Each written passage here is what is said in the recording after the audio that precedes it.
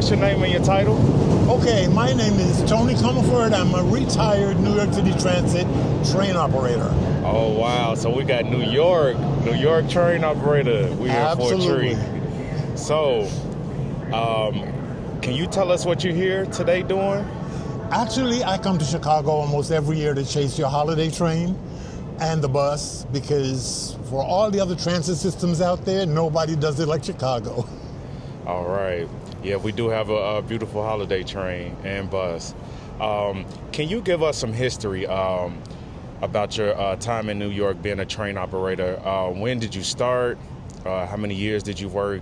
And just some of those old war stories you could share with us. Well, I'll share one or two, because if I shared them all, you would be retired before I was done. But I started in December 1 of 1986 as a conductor. And I didn't waste any time. I just promoted. By May of 88, I went to the front, and I stayed there ever since. I just, enjoyed running the train. So it's it was a total of 26 years that I was there, 25 of which were in the front, in the motor cab. Wow. So roughly about a year that you were conducting. That's right. Wow. That's right. So what was that process like? Did you have to test out of that to become an operator? Yes, there is a test. And, then of course you have training. Years ago, what they did was they would give you 6 months in the yard, moving trains in and out the yard. And then 6 months to maybe a year, and then you would go back for another exam, and you'd go to the road. Gotcha. They don't do that anymore. Gotcha. And how long have you been retired? I've been retired. January will be 16 years. Wow. So you've been working that pension, huh? You've been getting your money back. Is that safe to say? Well, I like to say it this way, you're working for yourself. I'm on vacation for the rest of my life is how I look at it. Yes, absolutely. We love to get there one day. So save some room for us. We coming. Well, yes, and definitely, because it's a one day at a time thing, which I'm sure one day at a time, and it passes really quickly. Yes. You'd be surprised it's amazing to me how fast it happened. Can you tell us about your time in the motor cab? What were some of the things you saw out there? And I guess if I'm wording it correctly, when you initially got in the motor cab, how was it for you? Was it overwhelming? How did you handle yourself? The first few months is a little intimidating, and then you kind of get used to it.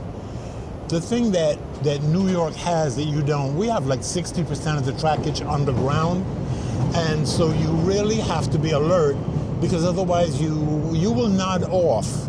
You have that tendency to, have your eyes closed before you even realize that's what happened.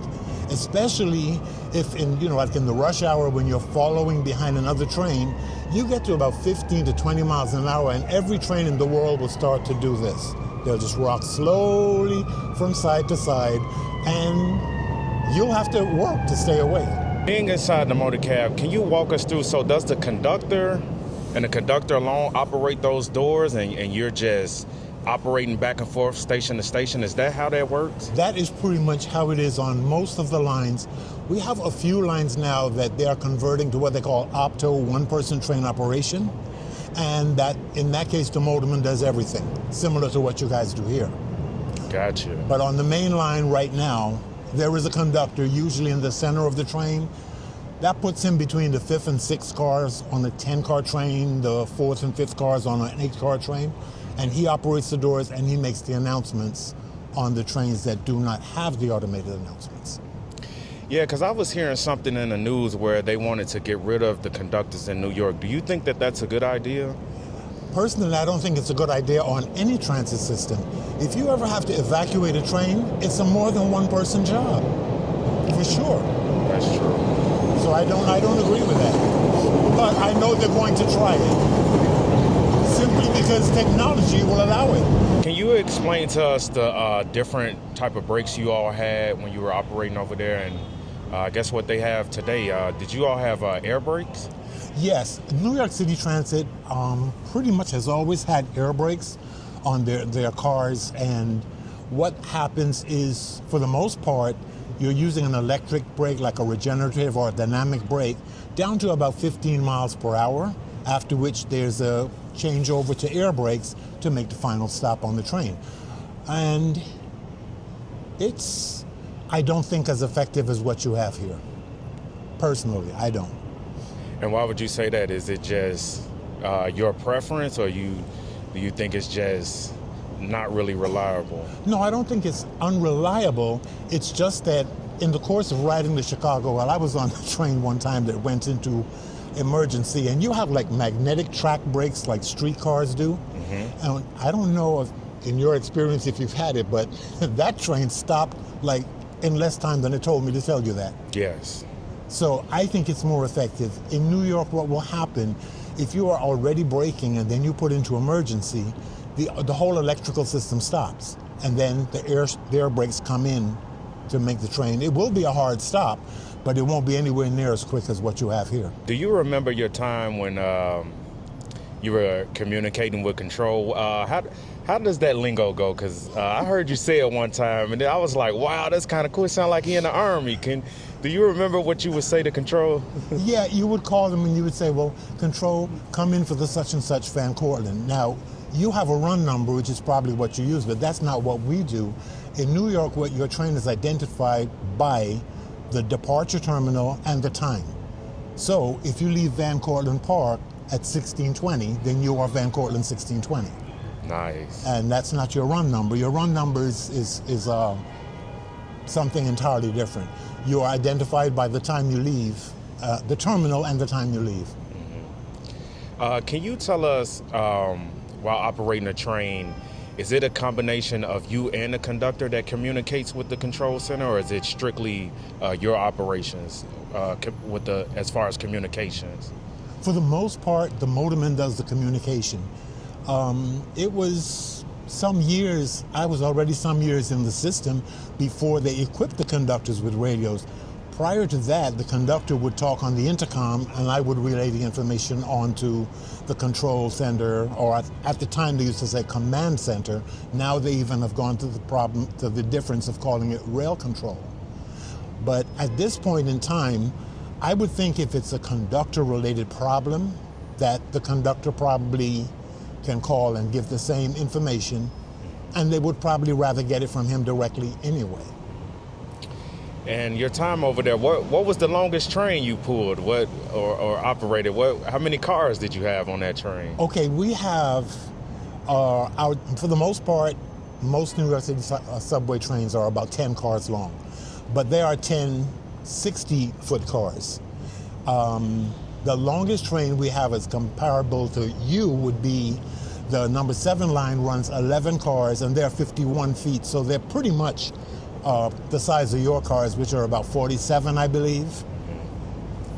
Now, was it difficult to slow those trains down? Like, did it take some, okay, I got to know my landmark before, I approach this station, or it could be a it could be a good night? Yes, definitely. And in this regard, I think you guys probably have better experience with it than we do, in the sense that we spend so much time underground. You have like 90% of your trackage overground. And so you probably by now are very well versed in stopping a train, particularly in the fall when the leaves are there. And then if you get a little rain and the leaves on the track, I mean, there are stations, I can think of one, Baychester on the number 5 line. It's a good night if you just don't know what you're doing. I mean, just keep going, Mm-hmm. Because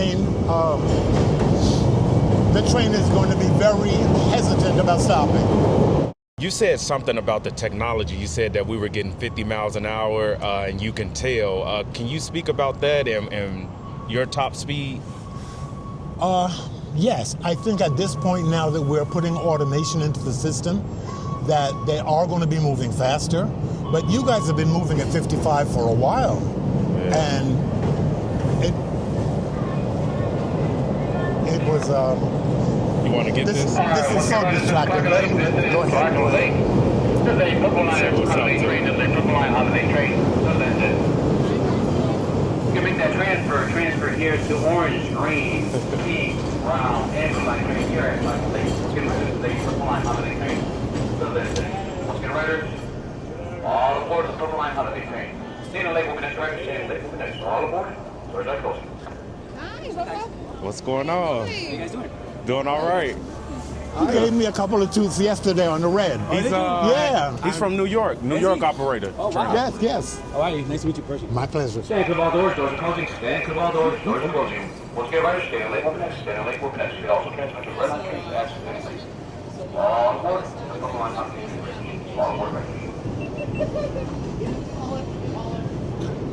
All right, guys. Take care. Be safe. Take care All now. right. See you.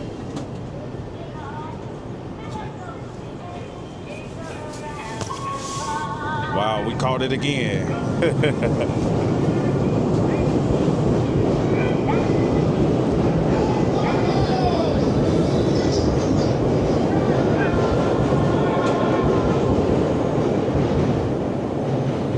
That's cool. Can you tell us where your love for transit and trains came from? You were telling us a story about you had to behave in church, and your reward was you get to ride the New York Transit trains? Yes, my godfather, aunts, uncles, they would all take me for a ride on the train after church on Sundays. This was assuming that grandma and mom permitted it because I had been good in church. Otherwise, I would already have been dished out a spanking, and there was no train ride. The only problem with the reward was that at the end of the ride, I didn't want to get off, so either way, I was going to get that whipping on Sunday. How y'all doing, man? Hey, You man, all good? New York City. Yes, New York sir. City retired. Oh, yeah? Same, Oh, wow. same thing, but retired. Good to be in retirement, huh? Yes, sir. One day at a time, bro. It's going to pass like nothing at all. Yes, sir. Yeah. Yes, sir. You been all right over here? Good. Yeah. This Christmas train is... Messing everything Yeah, up? yeah. Pretty good. It's good to see you. All right. Yeah. See you later, man. Have a good one. Stay tuned. Pleased to meet you. I miss y'all, man. Yeah, man. Yeah. You gonna come back? I may come back next week. Yeah. You know, like you say. You know, Yeah, right. I love y'all. All right. All right, bro. Yep. Stay tuned, man.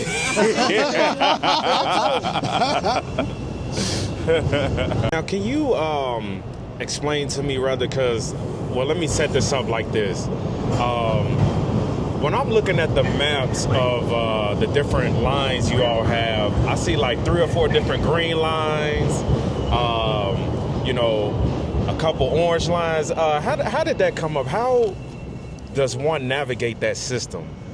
Okay, what actually it represents is the Transit Authority at some point decided, because they were going to color code these lines, and they were given an individual color to each individual line. So looking at the map at one point came to look sort of like Easter spaghetti.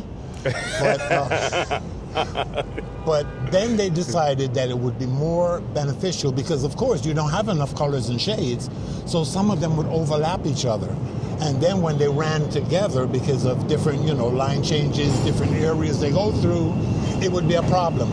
So they came up with the brilliant idea to put a color for each trunk line in Manhattan. So the color code you see represents the trunk line. Green would represent the 4, 5, and 6, which is the Lexington Avenue main line. The red is 1, 2, and 3, the Broadway 7th Avenue line, and the blue, ACE, 8th Avenue Central Park West line. So all of the trains on a particular trunk line in Manhattan would have the same color, but then they would have a different letter. Gotcha. Now that makes sense. Now, thank you for breaking that down. Because I was like, man, I'm confused. If I go to New York, I'm going to be lost.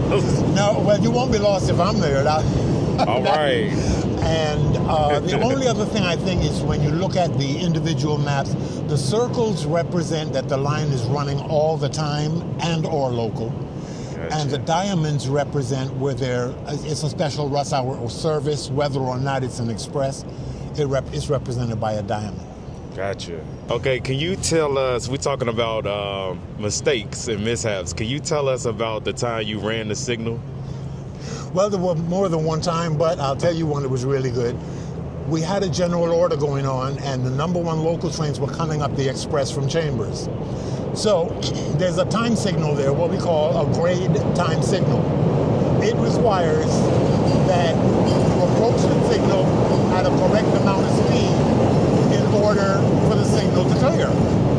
That signal was set at 30, GT 30. And so you would approach at 30 miles per hour or less, the signal would clear. A friend of mine calls me, he says, Tony, guess what? That signal isn't calibrated. You could pass that thing at 50 miles an hour. So the very next night, I came flying through there at 50 miles an hour. The signal is red, and I'm holding on to the control, and at the last second, it went green, and I just blazed right through it. Wonderful. So, come back the next night, did the same thing. The third night I came back, and you know you get that little like angel on your shoulder that says, Tony, you better stop the nonsense? Yeah. I went flying in there, and it didn't clear. Pow! And the train went into emergency. It was the midnights, so charge the train up and move out. By the time I got in the house, the phone is ringing, and I'm saying, oh no, the controller's after me. It was Brian. He says, Tony, guess what? I said, don't bother. I know. I found out.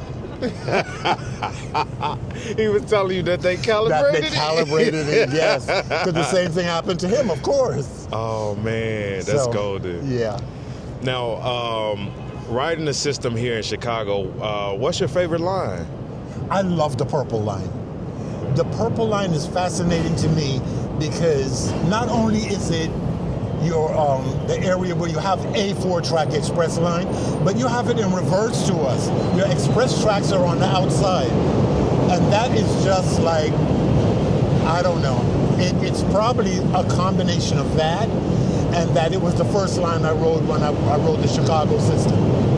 And so I just, and then you guys do 55 miles an hour. And before I retired, the fastest I ever got a train was up to 48. And that was in an under-river tunnel. So to me, yeah, Evanston Express all the way. All right. You know, I really appreciate and thank you. I'm so honored to be interviewed on your channel, but I want to tell you something that got my attention. You say things that I wish I would have heard when I was navigating it as a new transit employee. You have no idea the amount of heartache and disappointment that you're saving some individuals who are coming in here totally unaware of what they're getting themselves into. It's a great job. It's very rewarding, but you have to know what you're doing and you have to be conscious of the amount. I mean, there's at any given time, there's maybe 1,500, 2,000 people right behind you that are depending on you to get them where they want to go safely. And if that isn't enough, think about it this way. If you're hitting something, you're the first one going to get smashed up. Wow. So you have to take it seriously. Yes. Thank you for what you do. Thank you. I appreciate you for saying that and gracing us with your presence on our channel. This is such an honor for me because I know the many years that you've invested into your career. So for you to come on and share that with us means the world to us. And you always got a spot on our channel. Thank you. Thank you.